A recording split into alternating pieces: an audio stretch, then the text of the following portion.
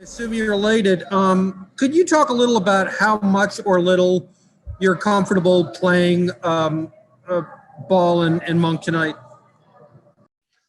Yeah, I don't have a specific number in mind. I have a range that I'm looking at. The I think for me the biggest thing are the runs that they're gonna have out there, 4 to 5 minute runs. I don't think past the 5 minute run this first go round. So how many of those runs, I'm not quite sure yet. We'll just figure that out as the game goes.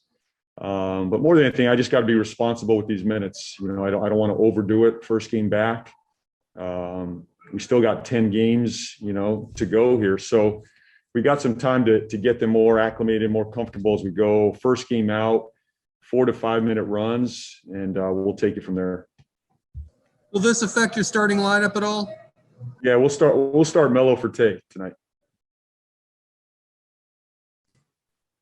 Rod? JB, just one thing. Well, two things. You mentioned LaMelo started for Devontae. What do you think Devontae brings for you guys, I guess, off the bench in that role? It's what he brings us every night at every position, whether he starts, comes off the bench. He's so versatile. I don't take that guy for granted at all. I mean, he's so vital to our organization, our team. He's a plus every single night, whether he starts, he comes off the bench, he's playing with smalls, bigs. I couldn't be more proud of what he's done for us as an organization in the last 3 years, and especially the last 2 years. And he's handled this, this role with grace and humility, and he's just been an absolute professional. So I expect the same. He does what he is who he is on the floor. He helps us on both sides of the ball.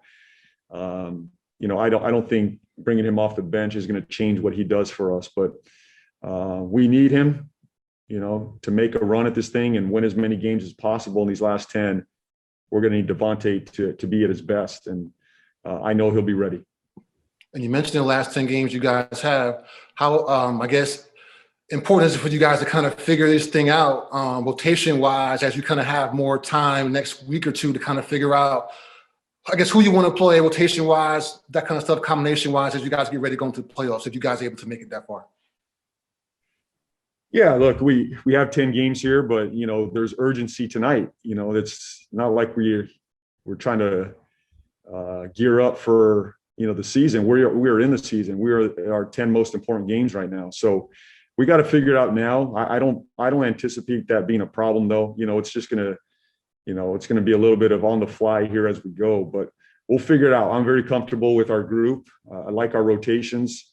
It's just a matter of, every single night trying to find the right combination. But right now it gives us the opportunity, Rod, to play a little bit smaller. We could play the small guard lineup, which has been good for us. 3 of the 4 smalls at times, which is important for us. So it adds some depth to our offense, and it makes us much more dynamic. So I'll look at some 3-guard lineup tonight as well. Will? JB, I know a lot of this is determined on how these guys look, but how can you speak to what your team has gone through, and do you believe that in getting these guys back, you've cleared a major hurdle in trying to weather the storm without them in the lineup? Well, we'll see how these 2 guys look. They've been off for a while. I don't know what to expect tonight. Guys that come back from injuries, they hit the ground running like they've never missed a beat. And some guys, it takes a few games to find rhythm. I don't know how these 2 guys will respond more, but the biggest part is I'm thankful that they are back. That's the beauty, is we get a chance to get these guys back, and they're obviously a major part of what we were doing before and what we're doing now. So I think the group around them has only stepped up. They feel much more confident. The group that has held the fort down deserves a ton of credit. And I won't forget that we've relied on those guys to get us to this point. And I expect them to be ready as well to continue to play the right way and play together. I think this gives us another jolt and gives us another level to get to. So I'm thankful for that. Dave? Hey, James. I'm sure player development and maybe the playoff race are at the top of the list of what the the lift that these guys can give you returning. Would it mean anything to the organization to have LaMelo win Rookie of the Year? I know in the time that he's been out, guys like Anthony Edwards and Tyrese Halliburton have received a lot more attention, and when LaMelo went out, he was probably the clear front runner.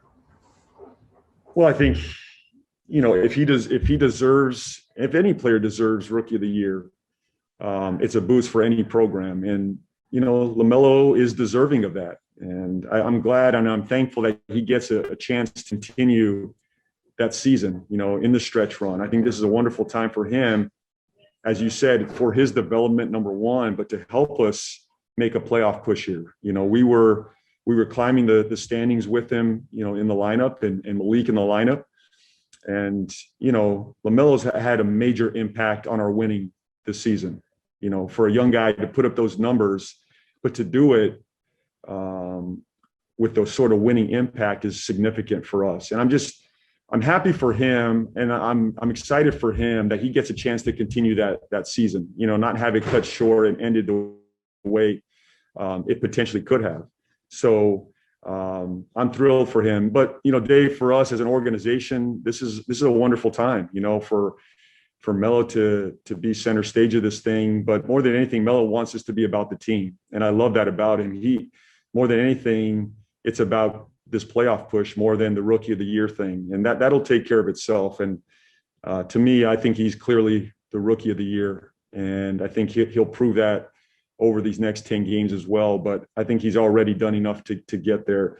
To me, right now, the focus is on winning games. And I think he's locked into that.